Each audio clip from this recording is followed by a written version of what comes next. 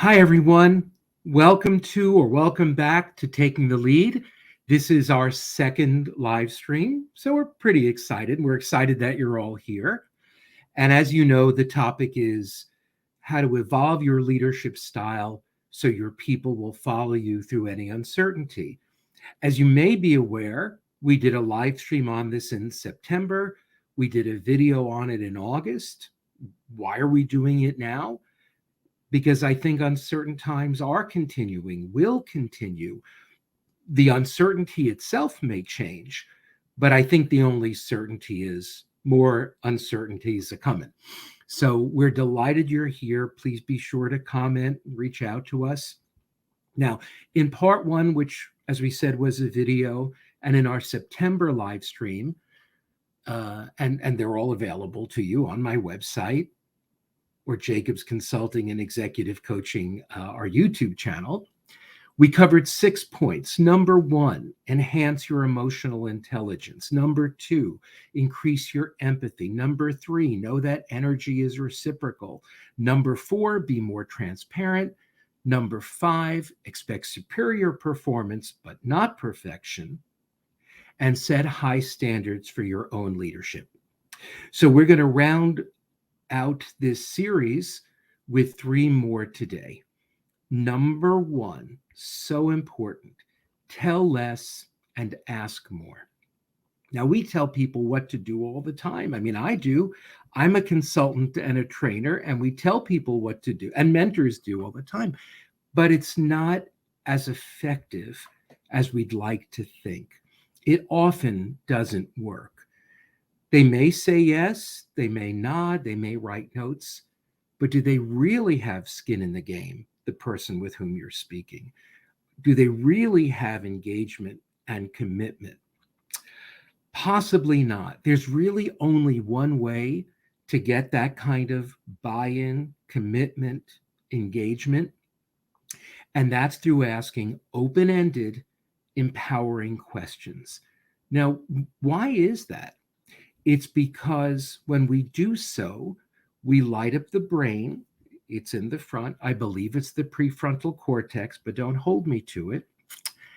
And that's where things like collaboration, creativity, passion, motivation, engagement, and the last 2 are really important, action and memory reside. And you don't have to be a neuroscientist to understand this neuroscience, that we want to light up that part of the brain. And trust me, this isn't something I'm making up.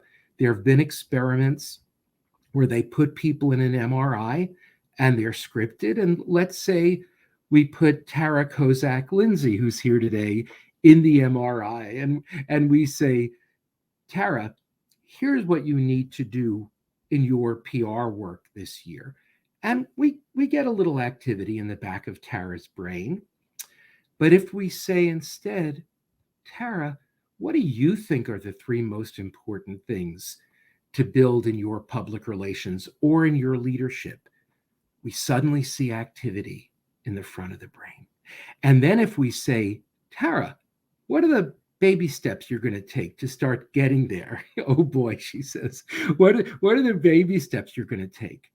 And suddenly we see the front of her brain lighting up like Katy Perry, it's fireworks. And then we say, Tara, what are some big things you can do to get to where you want to be as a PR professional or as a leader? Again, Katy Perry, fireworks. And then, again, I'm an MRI technician, let's pretend, reading a script. And I say, Tara, how will it feel when you get there? And like Alicia Keys sort of says, Tara's brain is on fire. And that's, again, we've lit up the part of her brain, creativity, engagement, passion, motivation, action, and memory. That's what we want. And one of the best ways, and you'll notice I used open-ended, empowering questions. I didn't ask any yes, no. I didn't guide or lead. I just asked questions. One of the best ways to learn how to use open-ended, empowering questions is this book, The Coaching Habits, Say Less, Ask More. change the way you lead forever. I promise I have no relationship with Michael Bungay Stanier, a fellow coach, and he's an author.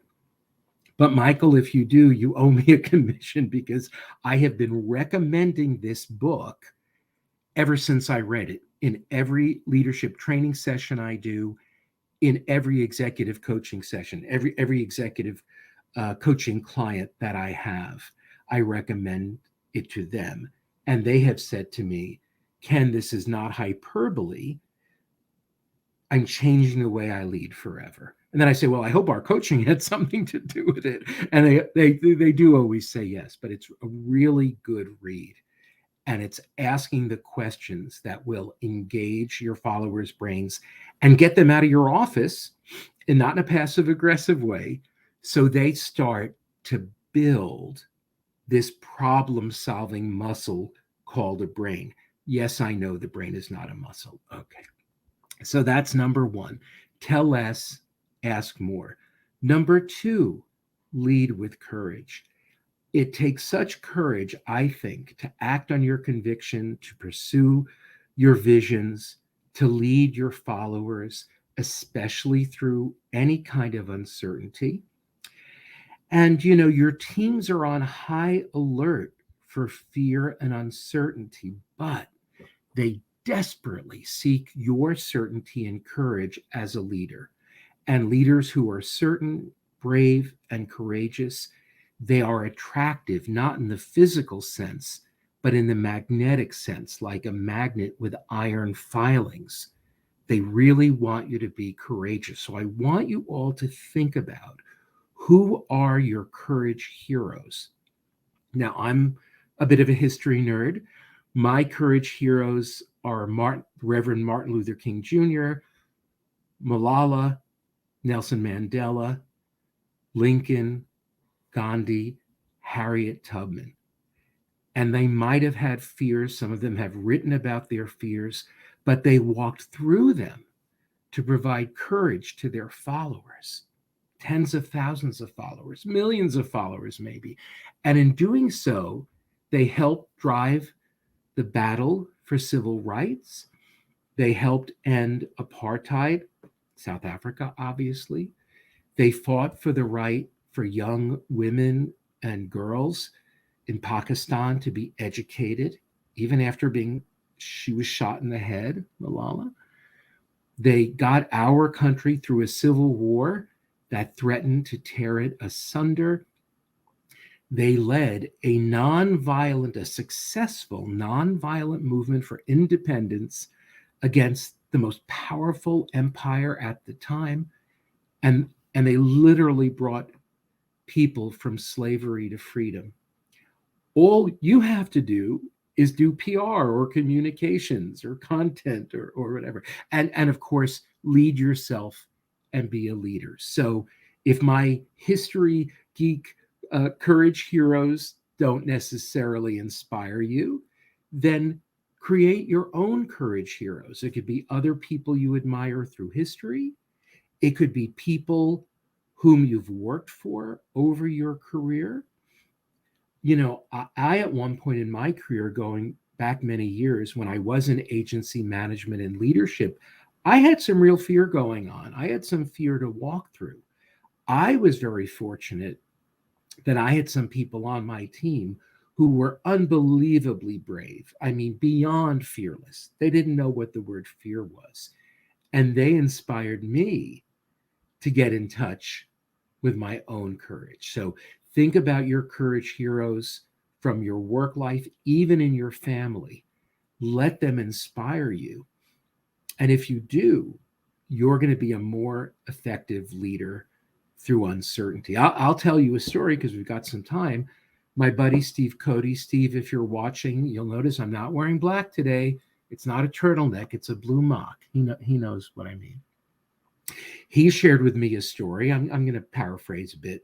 Back in the last big downturn of 2008 or 9, and he got a call, like 3 clients in one day, same call, went something like this: Steve, we love you.